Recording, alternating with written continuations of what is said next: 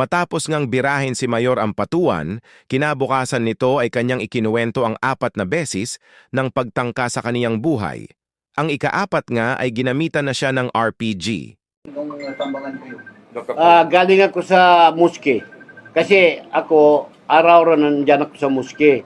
Kasi nag-prepare kami ng Ramadan namin na gusto ko makapalagay kami ng mga light, lahat-lahat ng maganda tingnan dyan, ipalagay ko. Kaya prepare masyado kami dito ng kuwan eh. Hindi ko akalain na mga ganun mangyari sa akin. Okay, wala man akong ginagawa na kuwan. Sa akin lang, makatrabaho ko, mamonitor ko yung mga civilian, yung mga tao. Mabuti kung ako lang man ang ini-target nila. Wala man, tanggap ko na yan. Basta hindi lang madami yung civilian. Mabuti kayo walang nadami yung civilian. Ako tanggapin ko na. Sinabi ko na sa mga anak ko. Pag-alis pa ng school sa akin, sinabi ko na sa mga anak ko, tanggapin ko na ito, kaya ito na nang inibigay niya sa akin. Basta hindi pa sabi ko magpayag siya na mamatay ko, hindi ako mamatay. Itong tainga ko, yung 2019, na kuha nito na parang nabutas din eh. Bali, minsan doon ako sa dapo na paggamot ako. Bali, sabi ng doktor ko, sabi niya, hindi ka pwede magsakyan ng aeroplano, hindi ka pwede pwede ka mag-Manila, bailan. Kaya nga lahat ng meeting doon, nagtaka sila, bakit hindi ka magpunta doon? Hindi ako talaga pwede magsakyan ng aeroplano. Yes. Ito naman, naulit naman, hindi na ito makarinig. Sabi ko, bukas, kayo lang ang ginahintay ko, kaya mapacheck up muna ako, kaya pati yung dito ko, masakit eh, namagayang dito ko. Sa impact ng RPG, okay. Ganyan yung sasakyan ko, kala ko matumba eh. Buti kay hasawa ng Diyos, yung sasakyan na bulletproof, at saka hindi pa nagpayag si Alan na kunin niya ako, kaya baka marami pa akong makatulong sa tao. Basta lahat ng escort ko. Isa lang ang naiwan sa akin escort. Kung hindi man tinanggal yung escort ko, malamang hindi man ako ma-ambush na mga ganun na. Ako, sinabi ko na sa inyo na kung may escort lang ako na ganun, mga 3, 2, wala akong natanggap na ambusin ako. Bigla lang na alis yung escort ko, doon na nagpasok yung lahat ng threat sa akin na ambusin ako. Sinong tao na gano'n na kalakas na bari sa akin? Dapat barilin na yan. May baril sa mga baril na yan, itago yan. Ang kwan ko naman dito sa mga kwan, paano nalabas yung RPG-7 na yan? Hindi basta-basta malabas yan.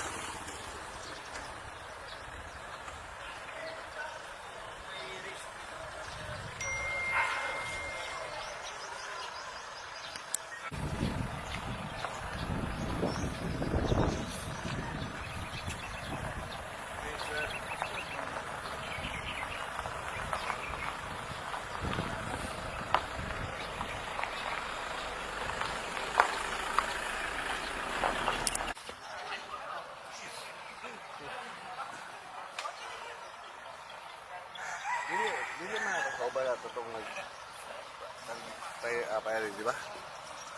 Ano?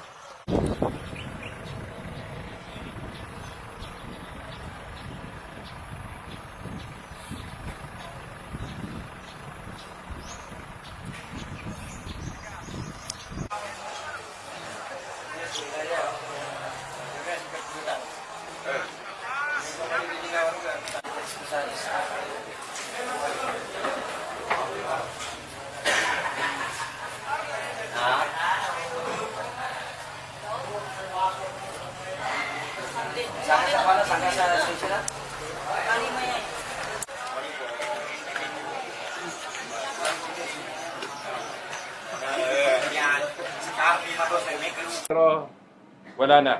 Wala na Tanggal yung na yun. security. Tinanggal na. So, again, about the issue kung sino ang suspect, let the authorities answer that query.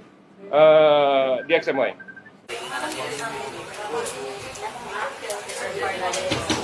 Check.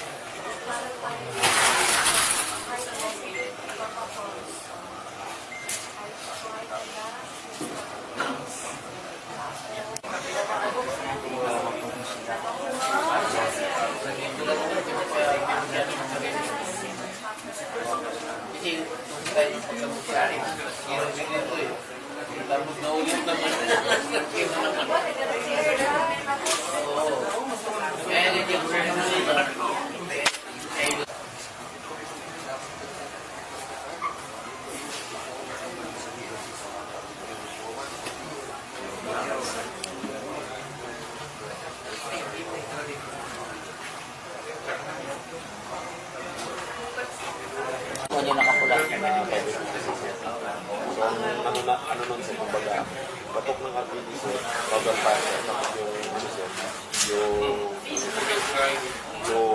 yung driver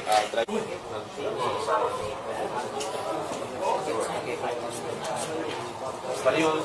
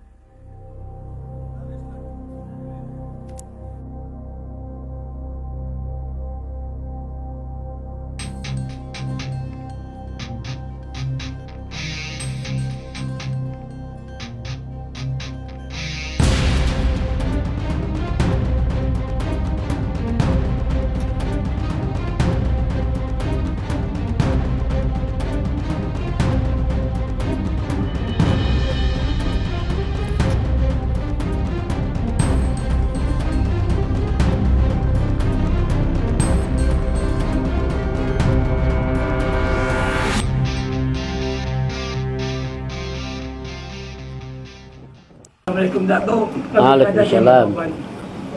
Apat na beses na pong pinagtanggahan ang buhay ninyo. At itong muli ay in-RPG kayo. Mayor, kukumpirma yan sapagkat maraming sasabi, ano pong anting-anting ang gamit niyo? Ito, mabuting magandang tanong yan eh. Wala akong anting-anting na ilagay ko sa katawan ko. Sa akin ang anting-anting ko, kilala ninyo ako. Kahit sinong tao, pwede kong ngitian, pwede ko harapin. Wala akong ginapili na tao, sino man at saka sino dato, hindi dato. Basta makaharap lang kami. Wala akong anting-anting. Ang anting-anting ko si Allah.